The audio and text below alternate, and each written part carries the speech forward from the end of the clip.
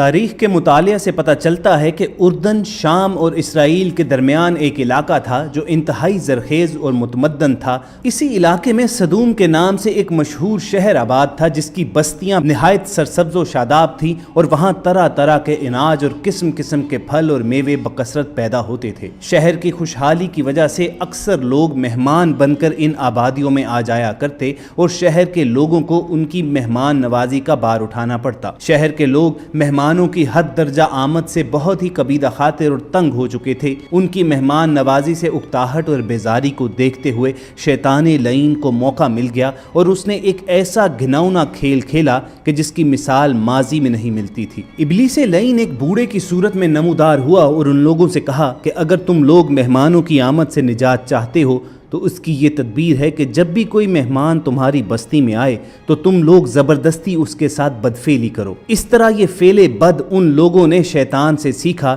پھر رفتہ رفتہ اس برے کام کے یہ لوگ اس قدر عادی ہو گئے کہ عورتوں کو چھوڑ کر مردوں سے اپنی شہوت پوری کرنے لگے۔ اس کے علاوہ بھی یہ قوم حد درجہ اخلاق سے گرتی رہی۔ یہ مسافروں کو لوٹ لیتے، سرعام دھوکہ بازی کرتے اور یہ کام فخری انداز سے کرتے۔ سب سے گھٹیا فعل ہم جنس پرستی تھا جس میں یہ قوم مبتلا تھی اور کوئی بھی محفل اس کام کے بغیر ادھوری سمجھی جاتی۔ خاص کر مسافروں میں سے کوئی خوبصورت لڑکا آتا تو یہ لوگ اسے اپنا شکار بناتے۔ الغرض یہ قوم سرکشی میں حد سے گزر گئی۔ اللہ تعالیٰ نے حضرت لوط علیہ السلام کو شہر صدوم کی جانب پہلے سے روانہ کر رکھا تھا۔ آپ حضرت ابراہیم علیہ السلام کے بھتیجے تھے۔ آپ نے اپنی قوم کو جب شیطان کے چنگل میں دیکھا تو ان لوگوں کو اس فعل بد سے منع کرتے ہوئے فرمایا جس کا ذکر قرآن کریم میں بھی ہے کہ تم وہ بے حیائی کرتے ہو جو تم سے پہلے جہان میں کسی نے نہ کی۔ تم تو مردوں کے پاس شہوت سے جاتے ہو عورتوں کو چھوڑ کر، بلکہ تم حد سے گزر چکے ہو۔ حضرت لوط علیہ السلام کی یہ اصلاحی باتیں سن کر ان کی قوم نے انتہائی بے باکی اور بے حیائی کے ساتھ جو کچھ کہا وہ بھی قرآن کریم کی سورہ الاعراف میں مذکور ہے کہ اس کی قوم کا کچھ جواب نہ تھا مگر یہی کہنا کہ ان کو اپنی بستی سے نکال دو، یہ لوگ تو پاکیزگی چاہتے ہیں۔ لیکن حضرت لوط علیہ السلام نے دل جمی کے ساتھ تبلیغ جاری رکھی اور آپ کی محنت کی وجہ سے کافی لوگ ایمان لے آئے، لیکن اکثریت ابھی بھی منکرین میں سے تھی اور اس برائی میں حضرت لوط علیہ السلام کی اپنی بیوی بھی مبتلا تھی۔ جب اس قوم کی سرکشی اور بدفعلی قابل ہدایت نہ رہی تو اللہ تعالیٰ نے عذاب بھیجنے کا فیصلہ کیا۔ چنانچہ حضرت جبرائیل علیہ السلام فرشتوں کو ہمراہ لے کر آسمان سے اترے اور حضرت ابراہیم علیہ السلام سے ملنے کے بعد رخصت ہو کر حضرت لوط علیہ السلام کے پاس پہنچے۔ یہ سب فرشتے بے حد حسین اور خوبصورت لڑکوں کی شکل میں تھے۔ ان مہمانوں کے حسن و جمال کو دیکھ کر اور اپنی قوم کی بدکاری کا خیال کر کے حضرت لوط علیہ السلام بے حد فکر مند ہو گئے۔ تھوڑی ہی دیر میں قوم لوط کے بدفعلوں نے لوط علیہ السلام کے گھر کا محاصرہ کر لیا اور بدفعلی کے ارادے سے دیوار پر چڑھنے لگے۔ حضرت لوط علیہ السلام نے نہایت دلسوزی کے ساتھ ان لوگوں کو سمجھانا اور اس برے کام سے منع کرنا شروع کر دیا مگر یہ بدفعل اور سرکش قوم اپنے بیہودہ اقدام سے باز نہ آئی۔ حضرت لوط علیہ السلام نے اپنے مہمانوں پر دروازہ بند کر لیا مگر وہ آئے، انہوں نے دروازے کو توڑا اور اندر داخل ہو گئے۔ حضرت جبرائیل علیہ السلام نے اللہ کے حکم سے ان کی آنکھوں پر ضرب لگائی تو وہ لوگ اندھے ہو گئے۔ انہوں نے کہا کہ اے لوط تو ہمارے پاس جادوگر لے کر آیا ہے۔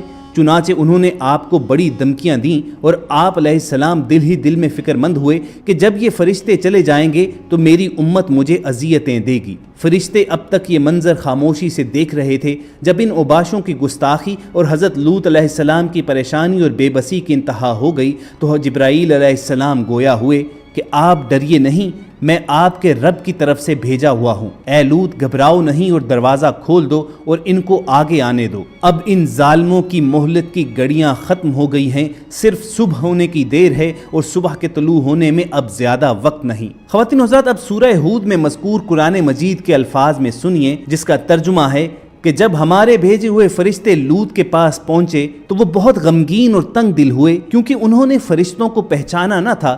وہ سمجھے کہ وہ انسان ہیں اور اپنی قوم کی عادت بد سے واقف تھے۔ لوط کہنے لگے کہ آج کا دن بڑی مصیبت کا ہے اور ان مہمانوں کی خبر پاتے ہی ان کی قوم اپنی شہوت سے مجبور ہو کر ان کے گھر کی طرف بے اختیار دوڑی ہوئی آئی۔ وہ پہلے سے بدکاریوں کے خوگر تھے۔ لوط نے ان سے کہا اے میری قوم، یہ میری بیٹیاں موجود ہیں، یعنی تم ان سے نکاح کرو، یہ تمہارے لیے زیادہ پاکیزہ ہیں، اور اللہ سے ڈرو، اور میرے مہمانوں کے معاملے میں مجھے رسوا نہ کرو۔ کیا تم میں کوئی بھی بھلا آدمی نہیں ہے؟ وہ بولے، اے لوط، تم جانتے ہو کہ ہم کو تمہاری بیٹیوں سے کوئی غرض نہیں ہے، اور تم خوب جانتے ہو جو ہم چاہتے ہیں۔ اس موقع پر لوط علیہ السلام نے انتہائی گھبراہٹ اور پریشانی کے عالم میں کہا، کاش مجھ میں تم سے تنہا مقابلہ کرنے کی طاقت ہوتی، یا کوئی طاقتور اور مضبوط پناہ دینے والا ہوتا۔ تو فرشتوں نے اپنے آپ کو بے نقاب کر دیا اور کہنے لگے کہ اے لوط، گھبراؤ مت اور ہماری فکر نہ کرو، ہم تمہارے پروردگار کے بھیجے ہوئے فرشتے ہیں، اور یہ تم تک بھی نہ پہنچ پائیں گے، سو تم کچھ رات رہے اپنے اہل و عیال کو لے کر نکل جاؤ، اور تم میں سے کوئی بھی پیچھے مڑ کر نہ دیکھے، بے شک اس قوم پر وہ عذاب پہنچ کر رہے گا جو ان کو پہنچنا ہے، بے شک ان کی تباہی کے لیے صبح کا وقت مقرر ہے۔ پھر جب ہمارا حکم پہنچا تو ہم نے ان کی بستی کو تلپٹ کر دیا۔ جبرائیل علیہ السلام نے اس بستی کو اٹھا کر بلندی سے زمین پر الٹا کر پٹک دیا، پھر اس پر پکی ہوئی مٹی کے پتھر تابڑ توڑ برسائے، ہر پتھر خدا کی طرف سے نامزد کیا ہوا تھا، اور یہ بستی کچھ ایسی دور نہیں ہے، مکہ سے شام کا سفر کرتے وقت راستے میں پڑتی ہے۔ حضرت لوط علیہ السلام اپنے اللہ کے حکم سے گھر والوں اور مومنین کو ہمراہ لے کر بستی سے باہر نکل گئے۔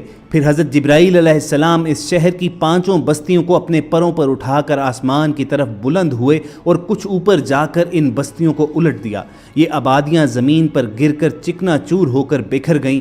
پھر کنکر کے پتھروں کا ایک می برسا اور اس زور سے سنگ باری ہوئی کہ قوم لوط کے تمام لوگ مر گئے اور ان کی لاشیں بھی ٹکڑے ٹکڑے ہو کر بکھر گئیں۔ عین اس وقت جب کہ یہ شہر الٹ پلٹ رہا تھا، حضرت لوط علیہ السلام کی ایک بیوی جس کا نام وائلہ تھا، جو در حقیقت منافقہ تھی اور قوم کے بدکاروں سے محبت رکھتی تھی، اس نے پیچھے مڑ کر دیکھ لیا اور یہ کہا کہ ہائے میری قوم۔ یہ کہہ کر وہ کھڑی ہو گئی، پھر عذاب الہی کا ایک پتھر اس کے اوپر بھی گر پڑا اور وہ بھی وہیں ہلاک ہو گئی۔ چنانچہ قرآن مجید میں حق تعالیٰ سورۃ الاعراف میں ارشاد فرماتے ہیں کہ ہم نے اسے اور اس کے گھر والوں کو نجات دی، مگر اس کی عورت وہ رہ جانے والوں میں سے ہوئی، اور ہم نے اس پر بھی می برسایا، تو دیکھو اس کا کیسا انجام ہوا مجرموں کی طرح۔ جو پتھر اس قوم پر برسائے گئے وہ کنکروں کے ٹکڑے تھے، اور ہر پتھر پر اس شخص کا نام لکھا ہوا تھا جو اس پتھر سے ہلاک ہوا۔ مفسرین قرآن کہتے ہیں کہ اس عورت کی لاش آج بھی ان پتھروں میں اللہ تعالیٰ نے آنے والی امتوں کے لیے عبرت کے لیے محفوظ کر کے چھوڑ دی۔ قرآن کریم کی سورہ عنکبوت کی آیت 35 میں اللہ تعالیٰ نے قوم لوط کی تباہی کی طرف اشارہ کرتے ہوئے بتایا کہ قوم لوط پر عذاب نازل کیا گیا، مگر ان کے تباہ شدہ شہر کو آنے والے انسانوں کے لیے عبرت کے طور پر باقی رکھا۔ اللہ تعالیٰ فرماتے ہیں، اور ہم نے عقل والوں کے لیے کچھ واضح نشانیاں باقی چھوڑ دیں۔ قرآن کریم کی وضاحت کے باوجود قوم لوط کے تباہ شدہ شہر کے بارے میں آج تک حضرت انسان کسی نتیجے تک نہیں پہنچ پایا تھا، مگر حال ہی میں امریکی ماہرین ارضیات و آثار قدیمہ نے 10 سال کی تحقیق و جستجو کے بعد یہ دعویٰ کیا ہے کہ وہ اردن میں قوم لوط کے تباہ ہونے والے شہر کو دریافت کرنے میں کامیاب ہو گئے ہیں۔ امریکی تحقیقاتی مشن کے سربراہ سٹیون کولنز کا کہنا ہے کہ ان کی تحقیقات کا نتیجہ سامنے آیا تو وہ خود بھی حیران رہ گئے، کیونکہ صدوم شہر میں زندگی یکدم ختم ہوئی تھی، اور غور کیا جائے تو یہی 1400 برس پہلے قرآن کریم کا بھی سبق تھا کہ جب اس شہر کے باسی اپنی عیش و عشرت اور سرکشیوں میں حد سے گزر گئے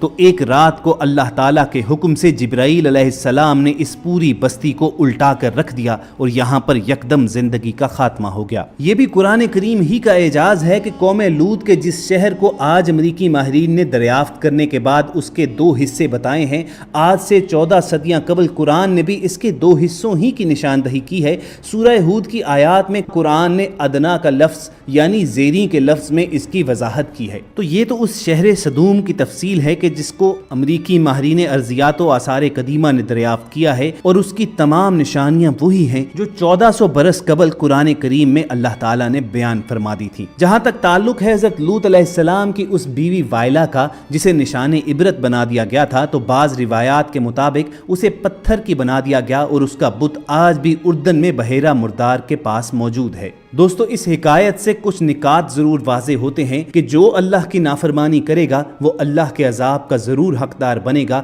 اور کسی ایک کی نیکی دوسرے کے کام نہیں آ سکتی، یہاں تک کہ انبیاء بھی اللہ کے فیصلے کے سامنے بے بس ہیں، وہ اللہ کے احکامات کو تسلیم کرتے ہیں، لہٰذا ہمیں بھی تسلیم کرنا چاہیے۔ اللہ تعالیٰ سے ہر دم دعا رہنی چاہیے کہ وہ ہمیں اپنی اصلاح فرمانے کی توفیق بخشے اور امت محمدی صلی اللہ علیہ وآلہ وسلم کو تمام اقسام کے افعال بد سے مامون و محفوظ رکھے۔ اور اگر آپ کو حکایت قوم لوط پسند آئی ہو تو اسے لائک کر کے فیس بک اور واٹس ایپ کے ذریعے زیادہ سے زیادہ لوگوں تک پہنچائیے۔ الوداع کہنے سے پہلے ایک یاد دہانی کروا دیں کہ آپ ریڈ بٹن پر کلک کر کے اور بیل آئیکن کو پریس کر کے ہم سب کے سبسکرائبر بننا مت بھولیے، تاکہ چینل پر اپلوڈ ہونے والی ہر ویڈیو آپ کو ہر وقت اور بر وقت ملتی رہے۔ اگلے ویڈیو سیشن تک ہمیں اجازت دیجیے، اپنا اور ارد گرد کے لوگوں کا خیال رکھیے اور ہم سب کے ساتھ جڑے رہیے۔